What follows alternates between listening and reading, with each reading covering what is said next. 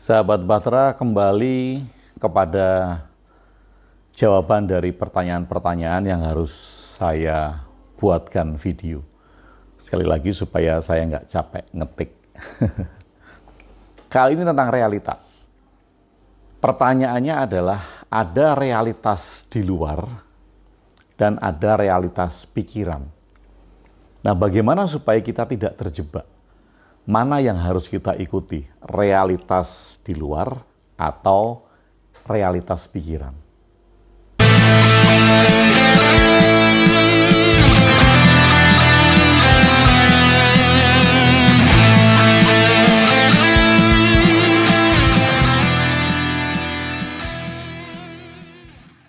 Sahabat Bahtera, bahasan ini agak sedikit rumit karena kita akan membicarakan tentang realitas. Dan ini tentu saja tergantung dari beberapa sudut pandang yang kita punyai ketika kita membicarakan tentang realitas. Apa itu realitas? Dan realitas itu nyata atau tidak? Baik, saya akan mencoba untuk membicarakan realitas ini dengan sederhana agar kita tahu jalan keluarnya. Jadi kita tidak terjebak dengan definisi dan kita tidak terjebak dengan apakah ini nyata atau tidak. Tetapi yang terpenting adalah output. Output kita tentang bagaimana kita memandang realitas itu. Nah, yang pertama, realitas. Realitas itu adalah istilah yang digunakan untuk menggambarkan keadaan atau eksistensi yang sebenarnya dari sesuatu atau dari semua hal yang ada secara nyata dan dapat diobservasi atau dialami oleh kita.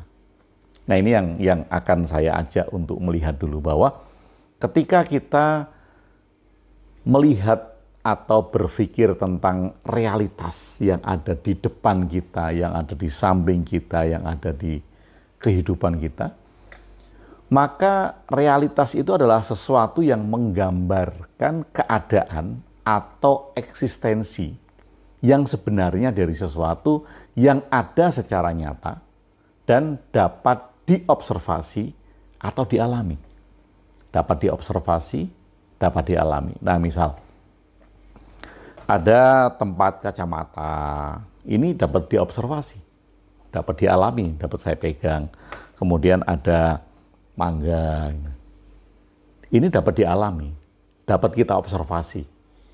Ini manis atau tidak.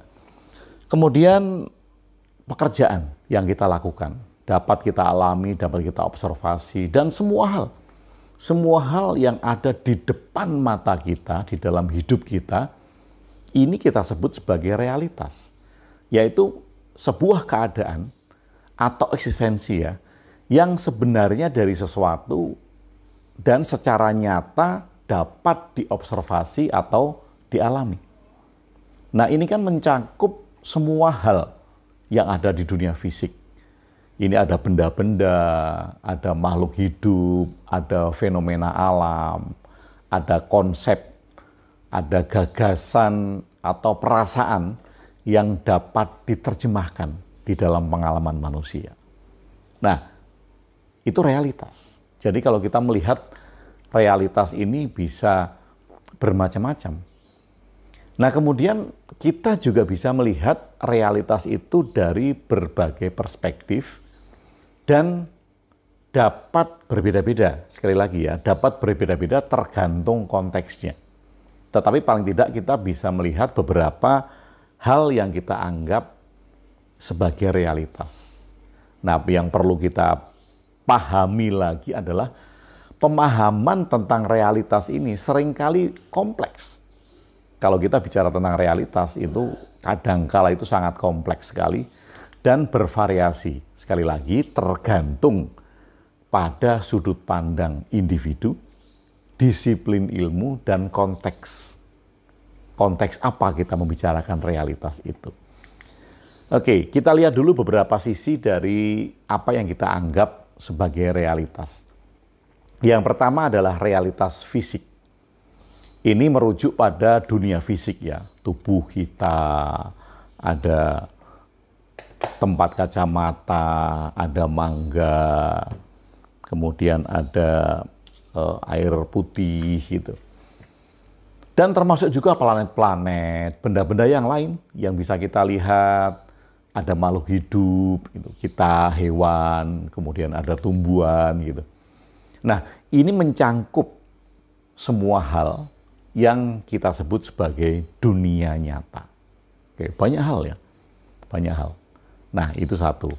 Kemudian itu ada realitas fisik ya. Kemudian ada realitas sosial. Kalau ini adalah realitas fisik yang menyangkut benda-benda, yang menyangkut sesuatu yang kita lihat itu sebagai bentuk-bentuk fisik. Semua hal yang ada di kehidupan kita. Kemudian ada realitas sosial. Realitas sosial ini merujuk pada konstruksi sosial dan kenyataan. Ada peristiwa sosial, tawuran, demo, gitu, norma, nilai-nilai, budaya, struktur sosial. Budaya itu termasuk dari realitas sosial. Jadi kalau kita melihat agama, itu juga bisa masuk ke dalam realitas sosial. Nah, ada yang kemudian mempengaruhi cara kita berkelompok. Cara kita berkelompok, cara kita berinteraksi, ini termasuk realitas sosial. Oke, jadi ada realitas fisik, semua benda-benda, ini saya ulangi lagi, kemudian ada realitas sosial. Peristiwa-peristiwa yang ada di masyarakat, ada norma, ada budaya, itu realitas sosial. Kemudian ada realitas subjektif. Oke, realitas subjektif. Nah, kita tahu bahwa realitas subjektif ini realitas yang nggak sama antara satu individu dan individu yang lain. Nah, namanya juga subjektif. Tetapi ini masuk di dalam realitas. Realitas subjektif. Ini pandangan bahwa realitas itu pengalaman subjektif yang dipengaruhi oleh, nah ini penting, yang dipengaruhi oleh persepsi, interpretasi, dan pengalaman individu. Ini realitas subjektif. Saya punya persepsi, sudut pandang ya, kemudian saya punya interpretasi, cara menerjemahkan ulang, dan pengalaman saya. Misalnya, ada realitas sosial. Ada budaya, realitas sosial, ada budaya. Misalnya, budaya menyembah pohon atau budaya menyembah batu deh. Oke, budaya menyembah batu. Nah, ketika budaya menyembah batu ini kita lihat dengan persepsi, interpretasi, dan pengalaman individu, maka ini menjadi realitas subjektif. Oke, padahal itu adalah realitas fisik, realitas sosial, realitas budaya. Ini bisa menjadi realitas subjektif ketika kita melihatnya dari persepsi, interpretasi, dan pengalaman individu. Karena akan berbeda setiap orang ketika masuk di dalam satu realitas yang disebut realitas subjektif. Nah, ada juga realitas virtual. Nah, ini merujuk ya pada lingkungan atau pengalaman yang dibuat oleh teknologi, komputer, video, virtual, apa yang melihat film itu virtual, apa namanya, malah lupa saya. Simulasi virtual gitu. Kita melihat dengan virtual 3 dimensi dengan kacamata. Itu realitas virtual. Yang kemudian realitas itu dibuat oleh teknologi. Ada komputer, permainan video, game ya. Kemudian simulasi virtual. Nah, virtual ini pun masuk ke dalam apa yang disebut sebagai realitas virtual. Oke. Nah, sekarang kalau pertanyaannya tadi, kita punya realitas. Bolehlah disebut sebagai realitas alami, realitas natural. Gitu. Jadi realitas fisik, benda-benda, termasuk planet, termasuk makhluk hidup. Realitas sosial, termasuk norma, budaya, agama gitu. Kemudian realitas virtual yang diciptakan oleh teknologi. Ada komputer, ada game, ada video gitu. Kita lihat YouTube, Anda sedang melihat YouTube saya, ini adalah realitas virtual. Kecuali Anda di sini ngelihat saya langsung, ini realitas fisik.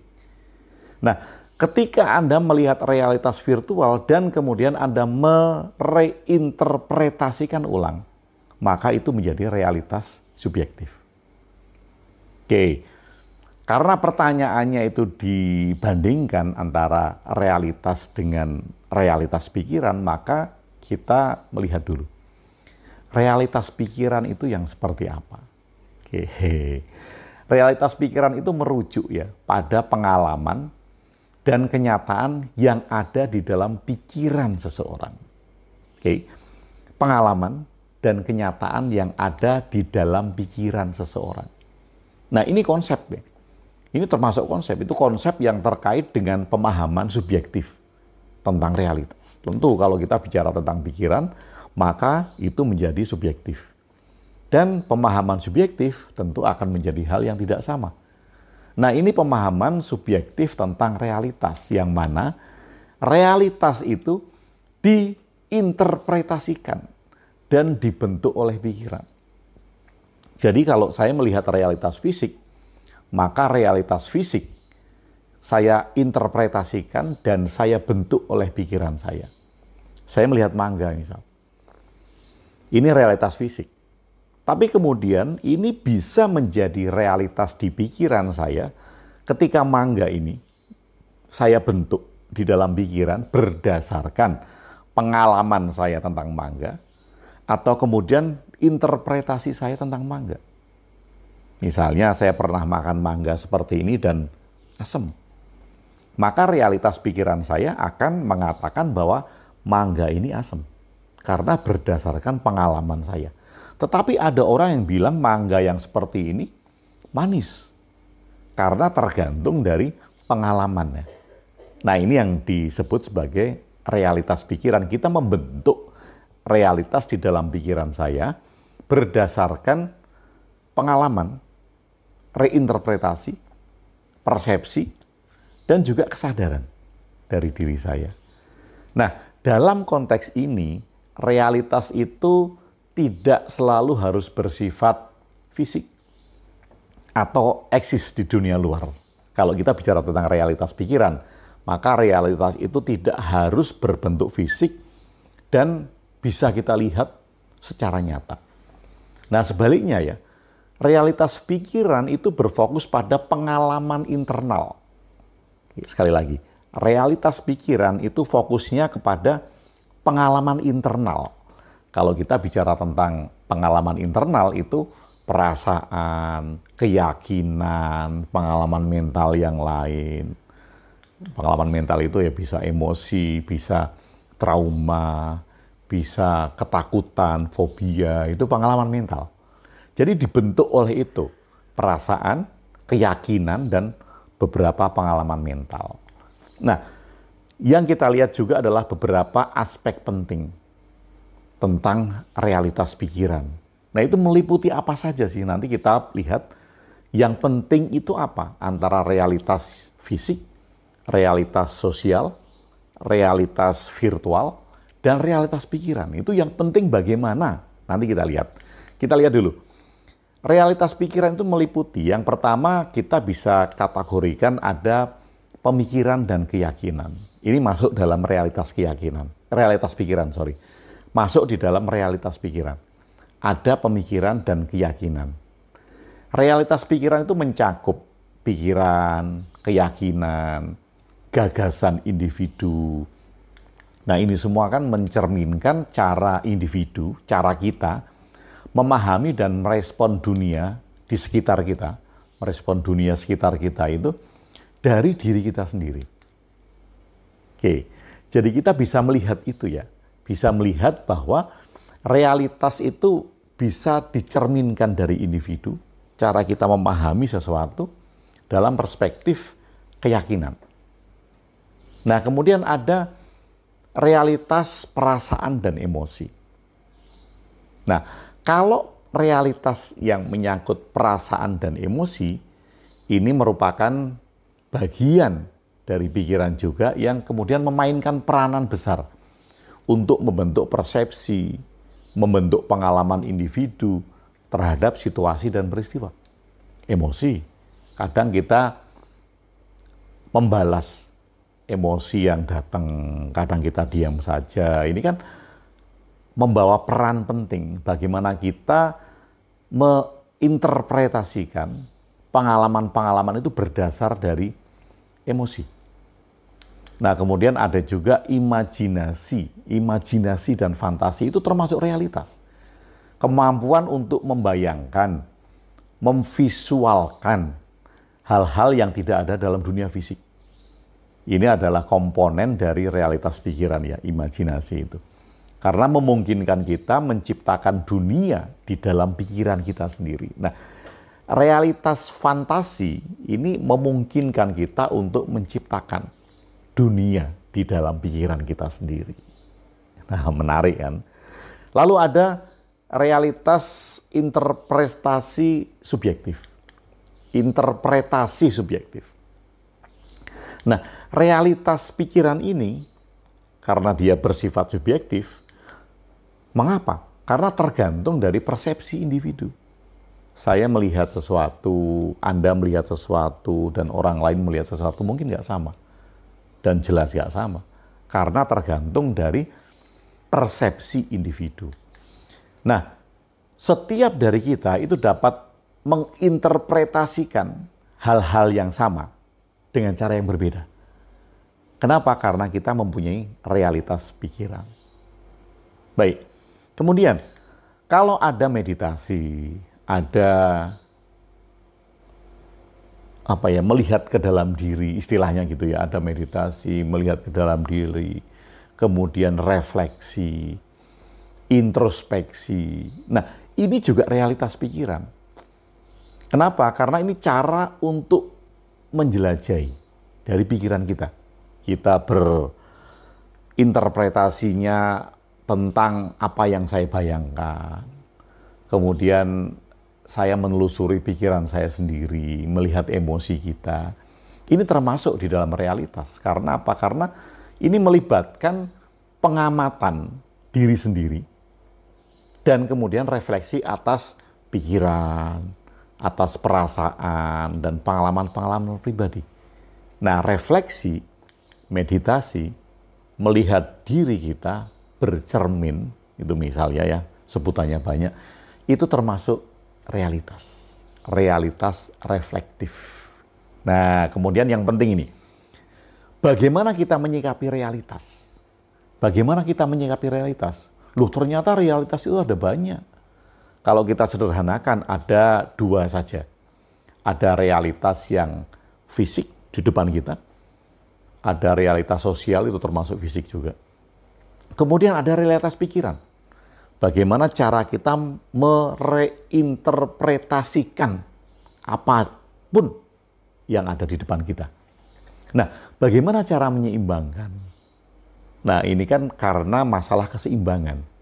Apakah realitas yang akan kita berikan fokus itu adalah realitas di alam sekitar atau realitas pikiran kita? Nah, tentu kita harus seimbang. Kenapa? Karena dua-duanya merupakan realitas. Ada realitas yang kita lihat sebagai objek nyata, tetapi ada juga realitas di dalam pikiran. Nah, ini kita harus seimbang. Bagaimana caranya supaya kita harus menyeimbangkan? Supaya kita seimbang di dalam memahami realitas yang ada, yang kita lihat, dan realitas yang ada di dalam pikiran. Oke. Karena kita mempunyai dua realitas besar ini, realitas fisik, realitas sosial, ada realitas virtual. Loh, saya melihat YouTube, saya melihat video, saya main game, itu realitas visual. Dan saya mempunyai realitas pikiran. Semua hal yang saya interpretasikan ulang. Nah, ini kalau tidak seimbang, maka kita akan mengalami ketidakseimbangan mental. Nah, di mana ketidakseimbangan mentalnya gitu kan. Makanya kemudian langkah pertama, kita praktekkan tentang kesadaran. Ini boleh Anda sebut sebagai meditasi, boleh Anda sebut sebagai samadhi, boleh Anda sebut sebagai mindfulness. Tetapi praktekkan langkah-langkah kesadaran. Kenapa? Karena langkah ini, apapun sebutannya tadi, itu adalah kemampuan untuk hidup di saat ini dan merasakan sepenuhnya momen saat ini. Ini melibatkan pengamatan tanpa penilaian, pengamatan dengan melihat perasaan kita secara penuh, dan pengalaman saat ini. Misalnya Anda sedang melihat video saya. Maka praktek kesadaran itu adalah menikmati saat ini. Menikmati video saya tanpa membandingkan. Karena banyak yang memutar video di 3 menit pertama itu sudah membandingkan. Oh, ini ateis. Oh, ini nggak bertuhan. Oh, ini harusnya memahami Tuhan dari sudut pandang ini. Oh, Tuhan itu ada, mengapa dia mengatakan nggak ada? Karena kita terjebak di dalam realitas. Nah, ketika itu maka mari kita nikmati momen saat ini. Di dalam kita memahami realitas. Kesadaran, itu yang pertama. Kenapa? Dengan berlatih itu tadi. Berlatih tentang kesadaran, oke, Anda bisa menyebutnya mindfulness, Anda bisa menyebutnya meditasi, Anda bisa menyebutnya samadhi gitu. Kita akan lebih sadar dan kemudian kita menghindari pemikiran yang berlebihan, overthinking. Tentang masa depan, tentang masa lalu, tentang kekhawatiran gitu. Nah, itu disebabkan apa? Kita khawatir tentang hidup, kita khawatir tentang masa depan, kita khawatir tentang masa lalu atau cemas karena kita tidak seimbang di dalam melihat realitas. Simpel kan? Kita akan menjadi overthinking. Berpikir yang berlebihan tentang semua hal. Karena semua hal itu kita interpretasikan secara nggak tepat. Maka kemudian kita overthinking. Oke, langkah pertama untuk seimbang tadi ya. Berlatih tentang kesadaran. Berlatih tentang meditasi, tentang samadhi, refleksi diri, apapun sebutannya. Oke, kemudian tentukan prioritas yang kedua. Yang pertama, latih kesadaran. Kemudian yang kedua, tentukan prioritas. Kenapa? Karena penting. Untuk apa? Untuk mengidentifikasi prioritas kita dalam kehidupan. Tentu kita punya tumpukan tanggung jawab yang berlebihan. Kemudian kita merasa terjebak dalam rutinitas yang kemudian mengabaikan kepentingan pribadi, kesejahteraan kita. Maka kita perlu menetapkan prioritas. Tetapkan dulu tujuannya apa. Kemudian waktu yang akan kita gunakan seberapa lama. Manajemen diri, manajemen waktu. Kemudian ini yang penting ya. Ketika kita memanage waktu kita dan menentukan prioritasnya, maka pastikan bahwa kita punya waktu untuk diri sendiri.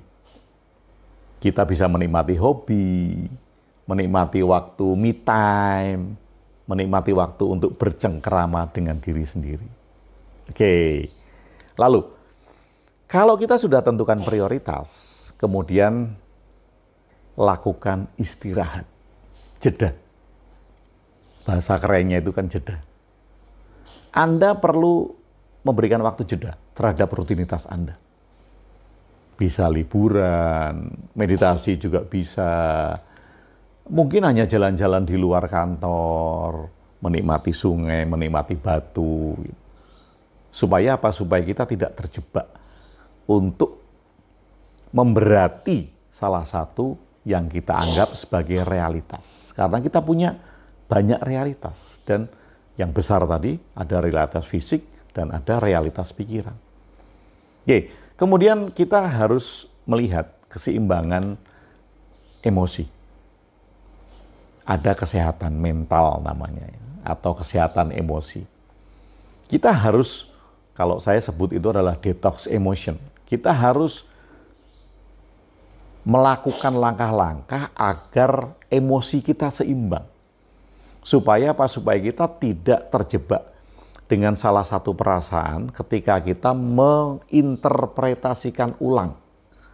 Yang akhirnya adalah kita mempunyai masalah emosional dan kemudian kita stres. Kemudian yang terakhir, jaga keseimbangan. Anda punya kewajiban, Anda punya hak yang harus dilakukan, dan Anda punya waktu untuk menyenangkan diri Anda. Coba kita latih keseimbangan ini. Ada aktivitas itu, aktivitas rutin dalam pekerjaan, tapi kemudian sisihkan waktu lah untuk melakukan hal-hal yang patut kita nikmati. Kalau tadi kita katakan di dalam refleksi tadi ya, me time, olahraga, melakukan hobi, berkumpul dengan teman-teman gitu. Nah, ini juga bisa ya. Bahwa untuk menyeimbangkan antara realitas yang kita lihat dengan realitas pikiran itu, kita patut untuk mempertimbangkan teknologi dan media sosial. Ini juga sangat penting. Gunakan teknologi dan media sosial itu secara bijak. Kenapa? Karena terlalu banyak kita terlibat dalam dunia digital, realitas virtual tadi, itu dapat mengganggu keseimbangan dan kesejahteraan kita. Loh, mengapa nggak mengganggu? Atau mengapa itu bisa sangat mengganggu? Karena kita akan menganggap bahwa itu satu-satunya realitas yang kita alami.